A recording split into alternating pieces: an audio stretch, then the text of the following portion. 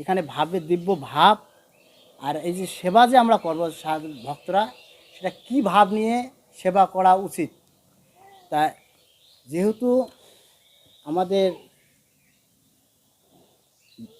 ঋষিরা এই বিষয়ে এই ভাগবতের প্রথম স্কন্ধে প্রশ্ন করেছেন যে জনসাধারণের জীবের মঙ্গল কিভাবে শ্রেয় সেই সম্পর্কে বলুন। তা একমাত্র এখানে বলছে মুক্তির কথা। তা জীবের যে কার মুক্তি, সেটা হলো আত্মার মুক্তি। তাই এই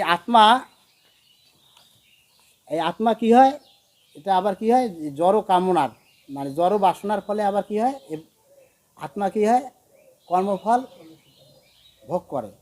তাই এই আত্মার মুক্তির জন্যই আমাদের কর্ম করা উচিত। তা এই কর্মগুলো কি কোন ভাব নিয়ে করতে হবে, তা যেহেতু এটা হলো একমাত্র, সেটা হলো ভগবত সেবা। যে জীবের স্বরূপ হয় কৃষ্ণের নিত্য দাস। যেহেতু জীবের প্রভু হচ্ছেন পরমেশ্বর ভগবান শ্রীকৃষ্ণ, তাই প্রত্যেকটি জীবের কর্তব্য কর্ম হচ্ছে ভগবানের সেবা করা।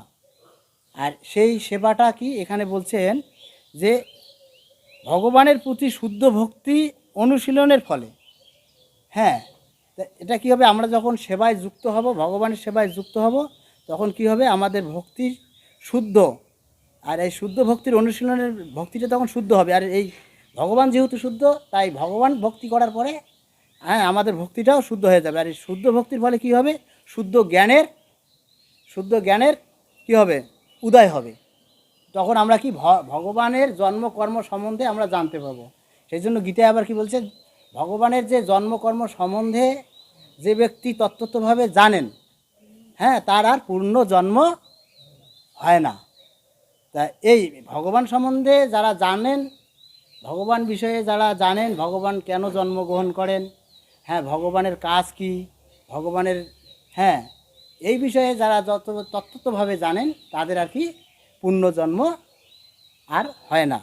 আর এটাকেই মুক্তি বলা হয়। এইভাবে কী হয়, ভগবানের সেবার মাধ্যমে কী হয়, এই যে আত্মার মুক্তি লাভ হয়। আর এখানে এই মুক্তির কথাই বলা হয়েছে। তা আমরা কোন ধরনের কর্ম করব, তাই সেটাই এখানে বর্ণনা করা হয়েছে যে কোনো রকমের অবিকৃতভাবে ভগবানের সেবা করা, মানে এই ভগবানের যে এই জ্ঞান, শুদ্ধ জ্ঞান পরম্পরা ধারায় যে আজকে এই পৃথিবীতে নেমে এসেছে, আর এটাকে কোনো বিকৃত করা যাবে না, হ্যাঁ, মানে ভেজাল করা যাবে না, মানে যেটাকে শুদ্ধ ভক্তি বলা হয়। এই শুদ্ধ ভক্তির মাধ্যমে একমাত্র কি